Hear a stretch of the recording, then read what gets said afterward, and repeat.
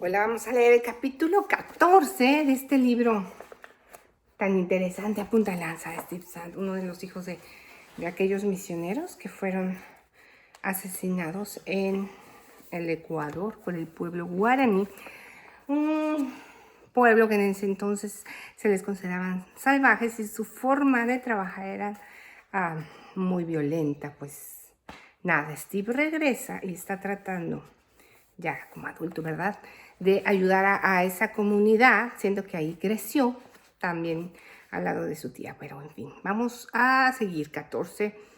Listos.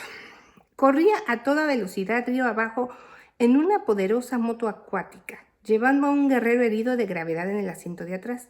Una promotora guaraní de salud, capaz de recetar medicinas básicas, controlaba las señales vitales del guerrero mientras una bolsa de plasma goteaba en su brazo para reemplazar la sangre que perdió cuando su sierra de cadena rebotó del árbol y casi le cercenó la pierna. Di la vuelta en una curva cerrada, todavía a alta velocidad, salpicando una pared de agua hacia la orilla del otro lado, mientras acudiraba a uno al muelle que está junto a nuestra casa. La promotora de salud y yo agarramos cada uno un extremo de la camilla de nuestros ingeniosos montantes que permitían a nuestra poderosa moto acuática servir como ambulancia médica veloz. Subimos las nuevas gradas de cemento que llevaban del muelle al césped anterior de nuestra casa y pasaban frente a la casa de Mincaya y la clínica. Habíamos modificado un carro de golf para ambulancia que dejé para la promotora de salud. Ella lo iba a necesitar para transportar al herido a la pista. Corrí por la trocha que había del puente del cable sobre el barranco profundo y pasé la escuela y la estación de radio. Tendría el avión casi revisado y listo para decolar cuando la ambulancia improvisada llegara. Sabía que esa primera hora era crítica para nuestra víctima. Habíamos recibido la llamada de un desmonte río arriba por medio de un intercomunicador portátil. Solo nos llevó 10 minutos llegar allá en el poderoso botesquí. 5 minutos para estabilizar al paciente y ponerle una inyección intravenosa y otros 8 minutos para regresar a toda velocidad río abajo. La moto acuática codificada corría casi 80 kilómetros por hora sobre el río serpenteante. Una vez que se estaba moviendo, solo requería centímetros de agua para poder operar. Los rieles de teflón protegían el casco si pasaba sobre piedras o troncos en el río. Con otros 5 minutos adicionales más para meter en la avioneta a nuestro paciente, ya casi en coma. Ya habíamos usado 28 minutos preciosos de nuestra hora crítica. Con 35 minutos de vuelo hasta Shell y unos pocos para el viaje en ambulancia hacia el hospital misionero, estaríamos apenas sobre la famosa hora para darle a ese hombre la mejor oportunidad para vivir. En el avión estábamos preparados para continuar suministrando el fluido intravenoso. Teníamos un respirador de motor con oxígeno. Nuestro operador de radio regular, que también servía de locutor y productor del programa de nuestra pequeña estación de radio guaraní, la llamaría de antemano para decirle al hospital que estábamos en camino. La ambulancia estaría esperándonos en el hangar de las alas de socorro apenas llegáramos. Nuestro sistema de emergencia médica era una máquina que funcionaba bien. Mientras acompañaba a la promotora de salud y al paciente al hospital, el joven guaraní encargado de adquirir provisiones y organizar los vuelos de regreso cargaría el avión para el vuelo de regreso. Esperaba con ansias ver esa noche el canal de Discovery en nuestro nuevo televisor de satélite con Ginny y algunos de nuestros amigos guaraníes, cuando de repente me desperté. Mi sueño fue muy real y lleno de detalles. La escuela, la clínica, la estación de radio, nuestra casa, la moto ambulancia acuática, el avión estacionado en hangar de entrada y salida. Todo me parecía bien real, pero no estaba en el Ecuador, sino en Florida, alistándome para dar ese paso gigantesco hacia lo desconocido. Miré el reloj y vi que todavía no eran las 5. Al rescoldo de la navegación veloz en una moto acuática por el río. En mi mundo de ensoñación, la avioneta y luego a Shell, comencé a pensar en lo que requería en realidad todo aquello.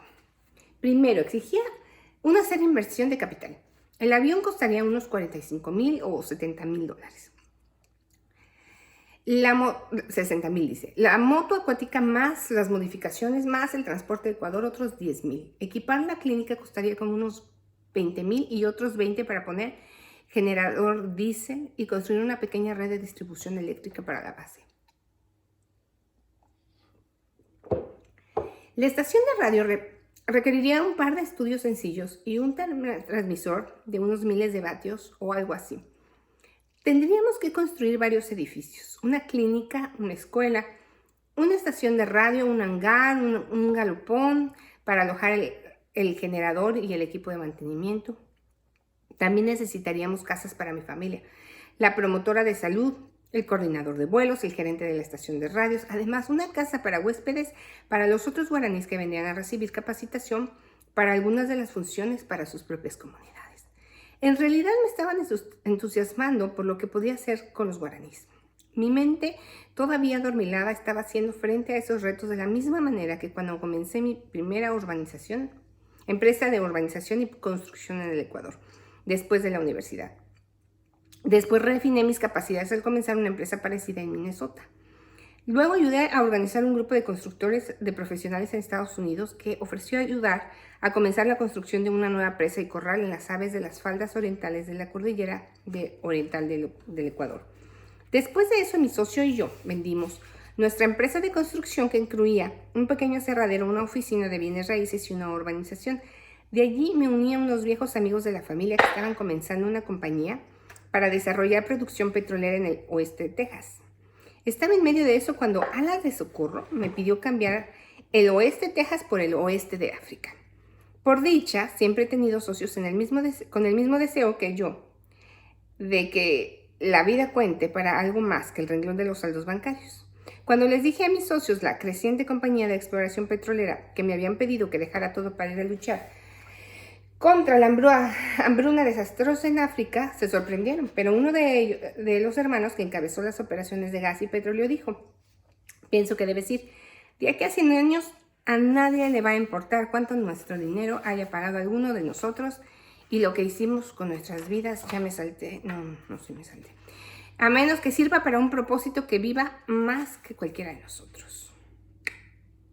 Así que Ginny y yo empacamos con nuestros 4 hijos y nos mudamos a Malí, África Occidental, por un año muy largo. Ginny y yo volvimos del África con una perspectiva aleccionada sobre la fragilidad de nuestro medio ambiente y la gente que vive en él. Yo me había criado en el tercer mundo, pero siempre hubo comida suficiente para todos, por muy pobres que fueran. En Malí vimos a cientos de personas muriéndose de hambre y de enfermedades. Me dediqué a la tarea de establecer un servicio aéreo y una red de radiocomunicaciones para brindar atención con alimentos y medicina a las comunidades que sufren por hambruna. Mientras despertaba de mi sueño, las duras realidades de nuestro trabajo todavía no se habían aclarado por completo. Me deleitaba en la idea de enfrentar una tarea más grande pero a menor escala. Yo no conocía los paradigmas políticos y económicos de África Occidental, pero esa vez estaba volviendo a un mundo que sí entendía. En el Ecuador tenía posición, contactos y una relación personal profunda y larga con la gente. También tenía mis propios recursos. Si necesitaba un avión, podía comprarlo. Podía pagar los edificios, equipar la clínica, el taller, la estación de radio, con todo lo que necesitáramos. Sabía que otros se unirían a mí en esta importante parte del proyecto para dar a los guaraníes una oportunidad para controlar su destino cultural, material y espiritual. Cuando el sol salió aquella mañana, ya había notado todas las ideas que me invadían mi mente. Tengo la costumbre de dormir con un bolígrafo y una libreta junto a mi cama. Durante la noche, si me despierto con una idea que parece buena, anoto en la oscuridad los pensamientos que se me ocurren y luego los reviso en la mañana siguiente. Muy a menudo esas inspiraciones nocturnas resultan totalmente estrafalarias cuando las leo en la luz del día, pero algunas han proporcionado soluciones para los retos interminables que enfrenta todo hombre de negocios. En mi sueño, imaginé un centro tribal que sabía que podía construir y cuya administración podía organizar. Pero en realidad, el día me di cuenta que al construir tal base para los guaraníes estaba poniendo otro clavo a su ataúd. Cualquier cosa que yo hiciera por ellos no sería de ellos, así como el templo de Toñampare, que no era de ellos. Sus escuelas no eran de ellos. Su territorio era de ellos solo mientras las autoridades que firmaran los papeles para darles la tierra no afirmaran que eran de otros, quitándoles los papeles. Su cultura se precipitaba al caos, con los patrones de matrimonio destrozándose y sin sistema de disciplina en la comunidad, para reemplazar a los patrones de matanza que una vez sirvieron para resolver conflictos, aunque fuera de una manera insostenible. Lo que mi Incaya y mi familia guaraní me habían pedido era que les enseñara a hacer lo que solo los extranjeros saben hacer, lo que querían hacer ellos mismos. Querían volver a recuperar alguna autoridad por su propio futuro, pero asumir esa autoridad tenían que asumir la responsabilidad. La gente no puede asumir responsabilidad por cosas sobre las que no tiene autoridad. No da resultado. Por eso, en los Estados Unidos de América, conforme el gobierno les ha quitado más autoridad a los padres, también ha tenido que asumir más y más responsabilidad por los hijos. Lo contrario también es verdad. Uno no puede tener autoridad sobre algo a menos que esté dispuesto a asumir la responsabilidad por eso. Darme cuenta de eso me desalentó. Nada me hubiera gustado más que ayudar a los guaraníes a construir un centro eficiente que plasmara a la gente. Pero sabía que para ponerlos al volante tendríamos que sentarnos, pararnos y andar antes de estar listos para correr. Incluso tendría que tener mucho cuidado en cuanto a cómo iba a vivir allá.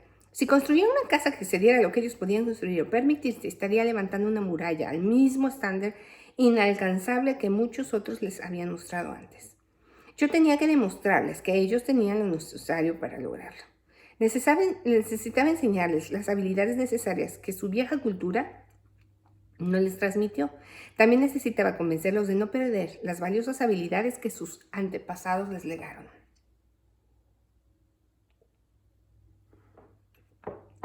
Tal vez lo más difícil sería que yo necesitara encontrar una manera para que ellos financiaran lo que querían hacer. Era importante que mantuvieran su identidad sin verse forzados a vivir de las migajas que los de afuera les tiraban, en un esfuerzo por atraerlos a una debilitación social permanente. No podía pronosticar cómo iban a marchar las cosas una vez que empezáramos a abrir esa nueva trocha para conectar a los guaraníes con el mundo de afuera. Solo sabía que no se les debía pedir que abandonaran su identidad, su territorio, ni a sus hijos. También sabía que Ginny, Jessie, Steph y yo debíamos vivir como modelos de los que los guaraníes podían aspirar o copiar. Comencé a planear la casa que construiría. ¿Cómo la iba a amoblar? ¿Qué tecnologías iba a incorporar en ella? Así también como las que debía evitar Ginny, sin pasar por las horas de análisis que yo le di a esa cuestión, y me dijo: yo no pienso que podamos vivir en una choza larga con piso de tierra como los guaraníes, pero tampoco quiero tener nada que ellos no puedan tener. Eso se convirtió en mi principio rector en meses que siguieron. Incluso en lo que trataba de ayudar a los guaraníes. No íbamos a contentarnos con las cosas como estaban, pero tampoco íbamos a aspirar a hacer las cosas que no podían ser. Pensé en el credo que a menudo se repite en las reuniones de Alcohólicos Anónimos. Dios, concédeme serenidad para aceptar las cosas que no puedo cambiar, valor para cambiar las cosas que puedo cambiar y sabiduría para saber la diferencia. Como familia, mucho tiempo atrás decidimos que no íbamos a permitir que nuestro núcleo se separara mientras la decisión fuera nuestra. Por lo menos no hasta que nuestros hijos tuvieran edad suficiente como para casarse y necesitar independizarse. Del lado guaraní, la cultura estipula que el destino de uno será el de todos. Estábamos listos para embarcarnos en el bote con ellos. La cultura guaraní sí permite que una familia se distinga en su estilo de vida del resto de la tribu. Sí permite que una familia se distinga en su estilo de vida del resto de la tribu. Si alguien mata a un animal grande y tiene carne en exceso, lo comparte con su familia extendida y a los otros en el desmonte. Si una persona hace ollas muy buenas y tiene sobrantes, se espera que le dé a cualquiera que las admire. Escuché historias de guaraníes que trataban de ser innovadores. Cuando alguien se enfermaba y las familias estaban buscando la causa, era práctica general sospechar de la intervención de los espíritus malos. Se daba por sentado que los espíritus estaban actuando a instancia de un guanaibai, o persona espiritual. Así que la gente comenzaba a buscar a alguien que estuviera actuando en forma extraña, lo cual podría indicar su participación en el mundo espiritual. En verdad que los guaraníes son increíblemente igualitarios. Desde que llegan a la edad de la cual estarían comenzando la escuela en el mundo exterior, son libres de hacer lo que quieran, con tal de que esté dentro de los parámetros que se les considera comportamiento normal. Pero las acciones tienen consecuencias, aún en la selva amazónica. Si un guaraní era innovador en su comportamiento, eso daría razones para acusarlo de participar con espíritus malos. Si se acusaba a alguien de ser una persona con un espíritu malo, Este le podía negar, pero su comportamiento lo declararía culpable con las mentes suspicaces y temerosas de sus vecinos. La cultura guaraní no toleraría a Juana de Arco o a Guillermo Taindel. Quizás sería mejor que aceptara la acusación y la usara para aterrorizar a sus acusadores y amenazarlos con hacerles daño. Así que la gente guaraní siempre ha hecho lo que les place, pero nadie trataba de progresar. Siempre se consideraba inútil tratar de mejorar su nivel de vida. Además, en una cultura en la que se esperaba la muerte en cualquier momento, ¿de qué valía tratar de construir una casa mejor o más cómoda? Exigiría más cae o hacer, y sus enemigos lo quemarían de la misma manera que en una casa normal. Sin embargo, con el cese de la mayoría de matanzas, había una buena razón para construir casas permanentes. En Toyampá de Gayumat, Comi, tenían una de tablones. También la tía Raquel. Unos pocos tenían tablones para camas y fogones, los que permitían dormir y cocinar en plataformas elevadas. Los tablones contenían tierra, lo que evitaba que el fuego quemara la casa. Sin embargo, vivir en una casa con techo de paja era como vivir en una caja de fósforos. Si por casualidad el fuego que se usaba para cocinar o calentarse quemaba la paja, había un infierno de inmediato. Necesitábamos un techo limpio. Si íbamos a tener algún tipo de equipo como para una computadora, radios, copiadora, cosas, todas ellas a las cuales pensé que los guaraníes necesitaban verse expuestos. También pensé que por lo menos necesitaríamos un techo limpio para que Ginny conservara la cordura. Recordé que cuando era niño me sentaba en la casa de mi calle y a cada rato me caían encima pedacitos de paja, grillos, cucarachas. Un techo de paja, después de un tiempo, es un organismo vivo. Oh, sí. En otra ocasión estaba en una casa guaraní cuando una cucaracha grande me cayó en la olla de la comida. El hombre de la casa hizo una proclamación tajante y en pocos minutos todos agarramos todo lo de valor y huyeron. Entonces el guerrero tomó una brasa de fuego y la aplicó a la paja. Lo próximo que supe fue que salía humo blanco del techo. Cuando el humo se puso tan espeso que parecía que podía cortar, entonces se transformó en una bola de fuego que estalló hacia el cielo. En cuestión de minutos, todo lo que quedaba de la casa larga era el marco carbonizado medio caído. Aún de niño me pregunté por qué el hombre no construyó una nueva casa o por qué por lo menos no recogió materiales para otra antes de quemar la vieja. Esto es un ejemplo perfecto de una distinción fundamental entre la manera que piensan los guaraníes y la gente de culturas con tecnología avanzada. Una manera de pensar no siempre es mejor que la otra, son diferentes. Ay, no, yo sí también hubiera quemado mi casa si le caía una cucaracha a la olla, ¿eh? No, mentira. Es cierto que planear tiene sus ventajas, pero a los guaraníes no les da úlceras ni sufren de alta presión. Se ríen mucho más y se preocupan mucho menos. Ya aquella tarde en que se quemó la casa, el guerrero guaraní había construido un refugio temporal y a los pocos días tenía una casa nueva casi terminada. No tenía hipoteca, así que no tenía que involucrar al banco. No necesitó permiso para quemar, ni para construir, había cuestiones de impuestos para considerar. Y aunque hubiera querido llamar a los bomberos, no había quien llamar.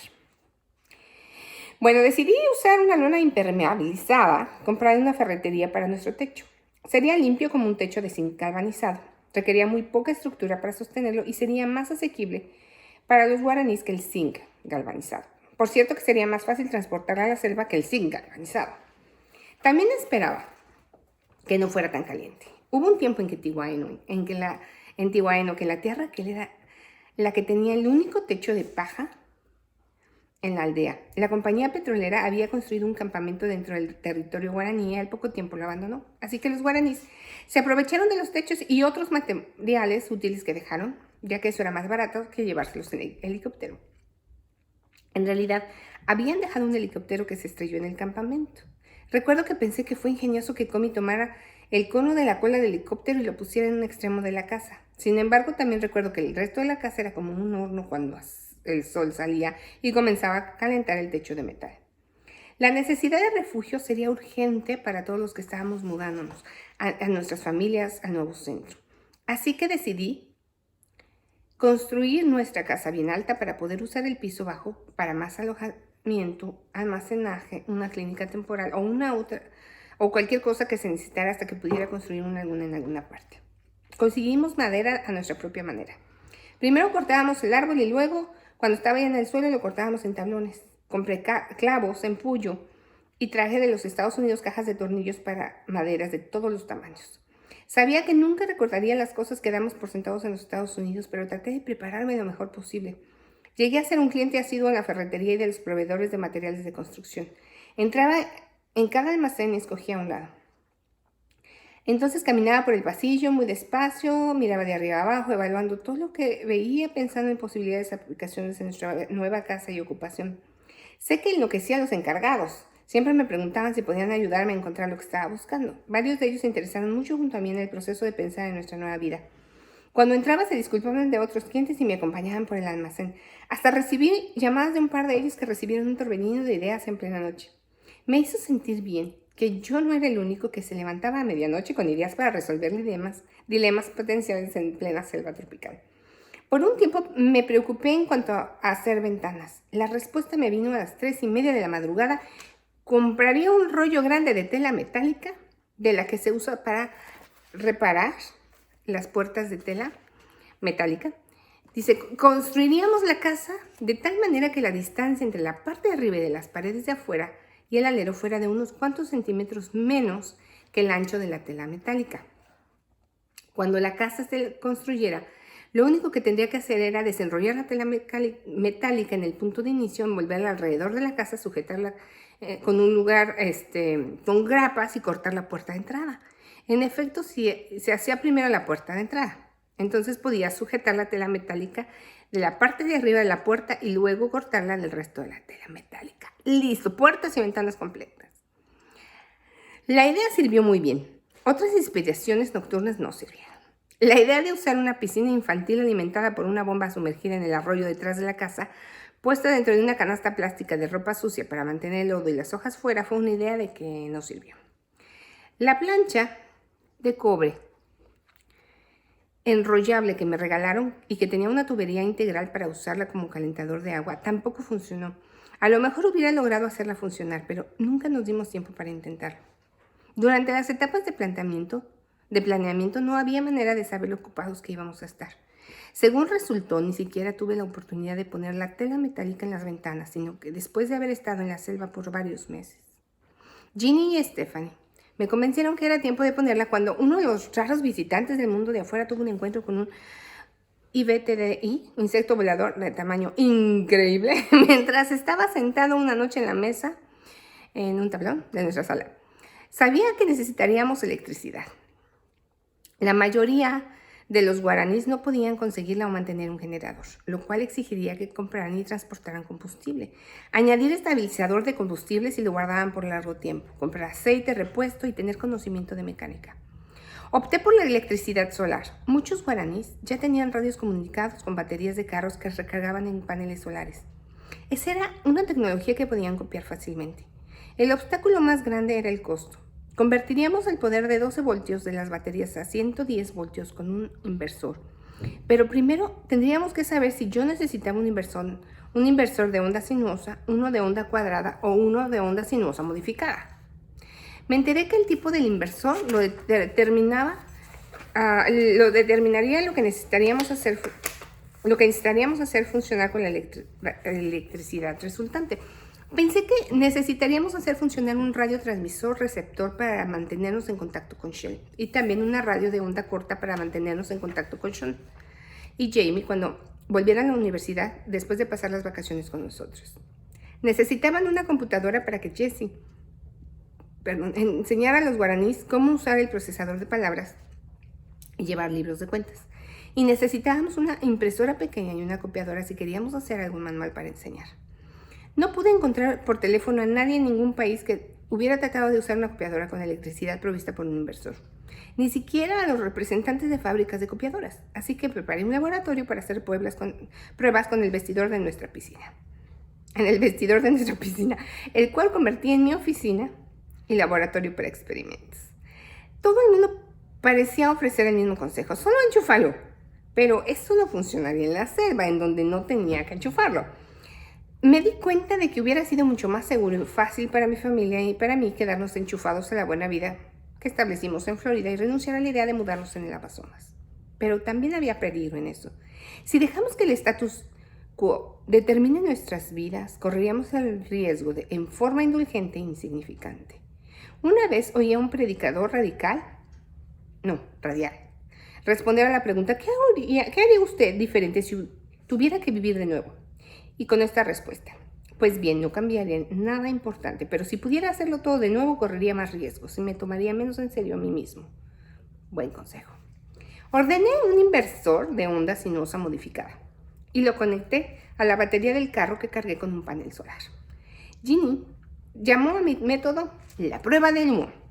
Una vez que tuve el sistema de electricidad conectado al panel solar alimentado a la batería del auto, la cual alimentaba el inversor, enchufaba cada artefacto. Lo encendía y veía si salía humo de una parte. Si no salía, comprobaba si el artefacto hacía lo que se suponía que tenía que hacer. Pensé en tratar de vender mis métodos a los fabricantes, pero estaban muy ocupados haciendo humo sus equipos, así que me limité a no decirles nada. Mientras trabajaba no podía dejar de darme cuenta de que el tiempo y la eternidad pondrían nuestros esfuerzos ante una prueba de humo similar. Y como es muy frecuente en la vida, yo no tenía ni idea de en qué me estaba metiendo en realidad. Por otro lado, acumulé muchos kilómetros viajando por donde no hay mapas ni métodos comprobados. Estaba consciente de que no sabía en qué estábamos metiéndonos. Nunca esperé que sería fácil, ni creí siquiera que alguien excepto Wayne que todo lo sabe, podría pronosticar si esa labor improbable alguna vez justificaría todo el tiempo y esfuerzo que iba a exigirnos. ¿Qué tal? Y la lección que me queda es atrévete. Atrévete, pide ayuda, conoce, que no nos limite lo que sabemos, que no nos limite lo que nos han enseñado. Podemos intentar cosas nuevas, podemos conseguir ayuda, ¿verdad? Como ese que caminó por las ferreterías. No te desanimes, anímate. A lo mejor tienes un proyecto por ahí que quieres hacer. Investiga, pregunta, intenta, equivócate, aprende.